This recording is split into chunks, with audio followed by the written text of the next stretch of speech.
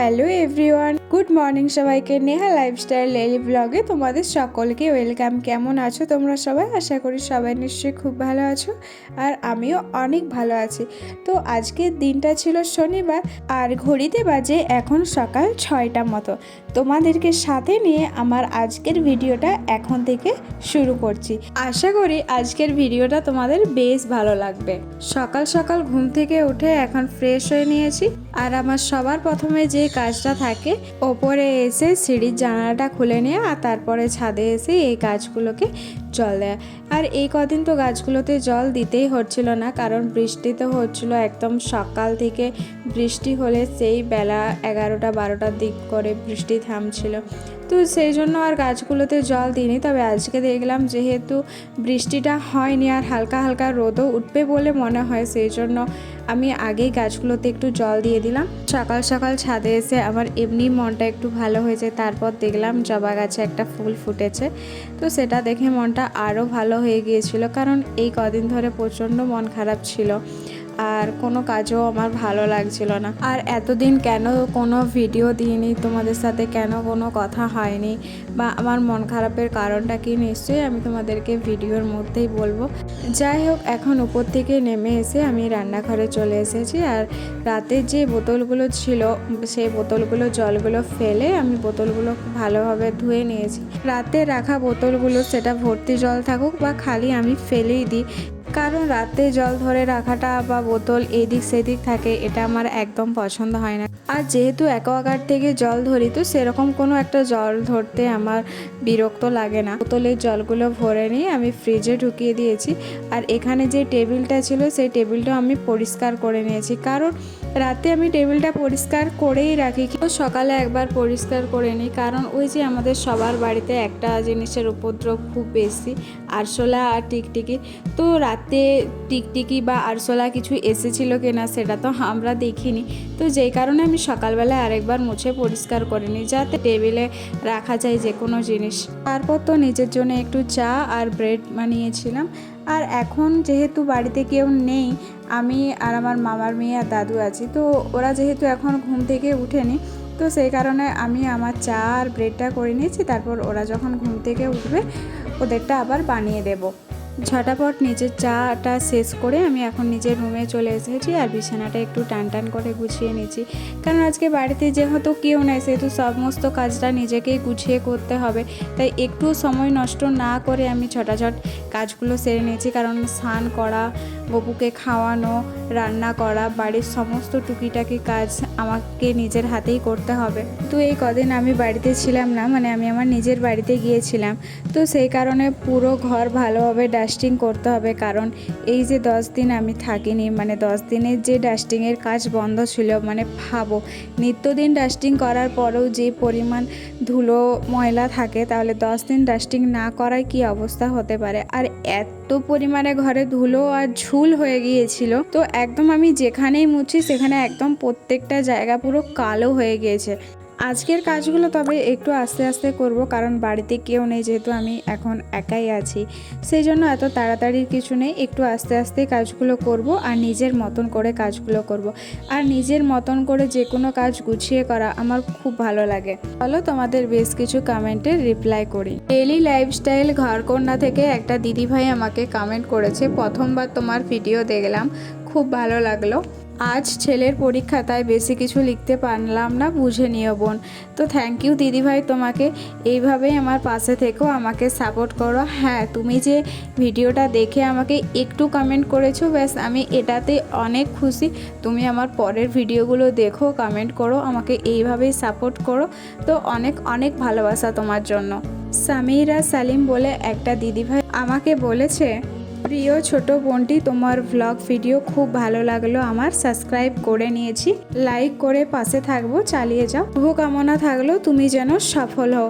তো দিদিভাই তোমাকে অসংখ্য ধন্যবাদ, তুমি যে আমাকে এতটা ভালোবেসে আমাকে এত সুন্দর একটা কমেন্ট করছো। সত্যি তোমার কমেন্টটা দেখে আমার ভীষণ ভালো লাগলো, যে এই কদিনের মধ্যে তোমরা আমাকে এত ভালোবাসা দিয়েছো, এত সাপোর্ট করেছো।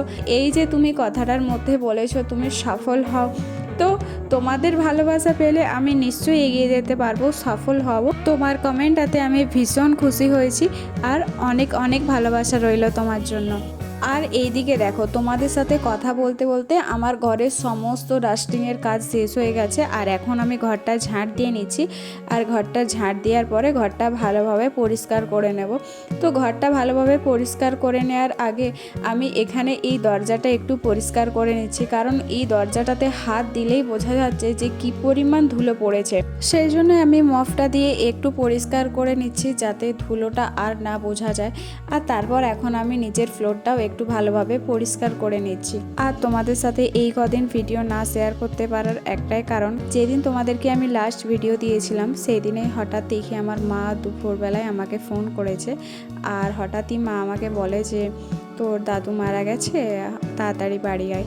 তো বুঝতেই পারছো যে এই রকম অবস্থাতে তো ভিডিও করার মতন কোনো কারণই ছিল না। আর আমি মানসিক দিক থেকেও সত্যি প্রচণ্ড খারাপ হয়ে গিয়েছিল আমার। তো এখানে আসার পরও আমি কোনো রকম কাজে মন বসাতে পারছিলাম না।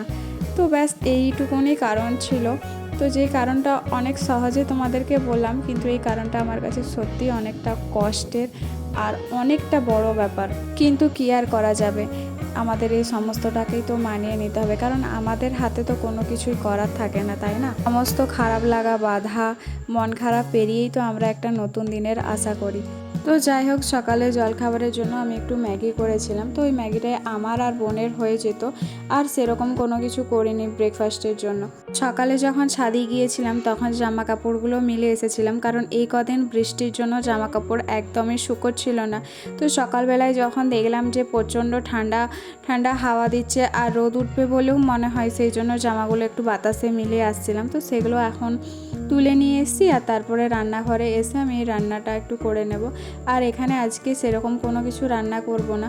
তো পটল একটু ভেজে নেব, আর পটলটা আমি এখানে ভালোভাবে কেটে ধুয়ে নিয়ে তারপরে পটলটায় নুন আর হলুদ মাখাচ্ছি। আর যে পটলগুলো একটু পেকে গিয়েছিল সেই পটলের বীজগুলো আমি ফেলে দিয়েছি, সেটাই তোমাদেরকে দেখাচ্ছিলাম।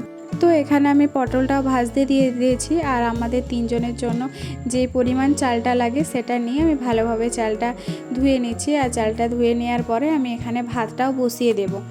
আমাকে কমেন্ট করেছে, খুব খুব ভালো লাগলো দিদিভাই তোমার ভিডিওটা। আমি ফার্স্ট লাইক আর কমেন্ট করলাম, অনেক ভালো হয়েছে, তোমার কথা বলাটা খুব সুন্দর, লাভ ইউ দি। তো আমার কথা বলাটা সুন্দর কিনা বা আমি ঠিকঠাক তোমাদের সাথে কথা বলতে পারি কিনা জানি না, তবে তোমার যখন ভালো লেগেছে তাহলে অবশ্যই তোমার কাছে ভালো। আর অনেক অনেক ধন্যবাদ তোমাকে যে তুমি আমার ভিডিওটা ফার্স্ট দেখে ফার্স্ট লাইক কমেন্ট করেছো।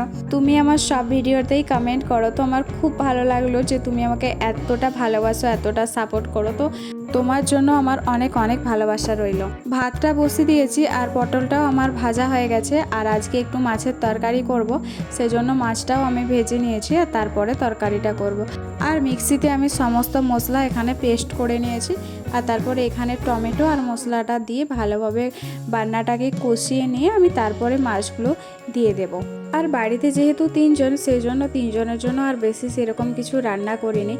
আর বাড়ি থেকে আমি এই যে পিসিমণি কতগুলো আলুর পাঁপড় দিয়েছিল, সেই পাঁপড়গুলোই আমি একটু ভেজে দেখছিলাম যে পাঁপড়গুলোর টেস্ট ঠিক কেমন, কারণ এর আগে আমি এরকম পাঁপড় কখনো খাইনি। পাঁপড় বললে ঠিক ভুল বলা হবে, আলু চিপস যেটাকে বলা যায়। তো তারপরে আমি একটু আলু চিপসগুলো ভেজে নেওয়ার পরে আমি রান্না সমস্ত কিছু কমপ্লিট করে নিয়েছি। আর এখানে তারপরে আমি রান্নাঘরটাও একটু পরিষ্কার করছিলাম, আর চিমনিটা থেকে এত পরিমাণে তেল পড়ছিল, তো যেই কারণে আমি এখানে একটু চিমনিটাও পরিষ্কার করে নিয়েছি। স্ল্যাব আর চিমনিটা আমি পরিষ্কার করে নিয়েছি। আর কাজের দিদি তো আসবেই, তো তাকে বলেছিলাম যে তুমি রান্নাঘরটা একটু পরিষ্কার করে নেবে। আর এই কাপড়টা আজকে দিদার পরে যাওয়ার কথা ছিল, কিন্তু হঠাৎ দিদাই কাপড়টা পরে যায়নি, কাপড়টা চেঞ্জ করে গেছে। তো কাপড়টা ভালো করে আমি ভাঁজ করে রেখে দিয়েছি, নাহলে আবার আমি পরে হয়তো সময় পাবো না, তো সেই জন্য ভাঁজ করে আলমারিতে তুলে রাখবো। তো এখন বাজে ওই 12:30টার মতন, আর এখন আমার ঘরের সমস্ত কাজ কমপ্লিট হয়ে গেছে। আর বাড়িতে আজকে কেউ নেই বলতে আমি, আমার মামার মেয়ে আর দাদু আছি। আর মাইমা, দিদা, মামা ওরা সবাই একটা অন্নপ্রাশন বাড়িতে গেছে। আমাদেরও যাওয়ার কথা ছিল, কিন্তু আমি যেতে পারিনি, কারণ গুপুকে ঘরে একা রেখে আমি যেতে চাই না কখনো। আর তো মোটামুটি আমার সমস্ত কাজ কমপ্লিট হয়ে গেছে, এবারে স্নান টান করে বাড়ির পুজোটাও দেবো আর গপুকে দুপুরে সেবাটাও দেবো।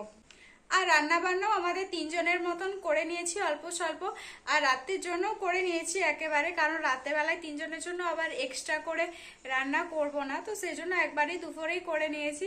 তো যাই হোক, আজকের ভিডিওটা আমি এখানেই শেষ করছি। ভিডিওটা যদি ভালো লেগে থাকে তাহলে অবশ্যই একটা লাইক কমেন্ট, আর যারা আমার চ্যানেলে নতুন তারা প্লিজ আমার চ্যানেলটা সাবস্ক্রাইব করে আমার পাশে থেকো। দেখা হবে পরবর্তী কোনো একটা ভিডিওতে, ততক্ষণের জন্য তোমরা সবাই ভালো থেকো, সুস্থ থেকো।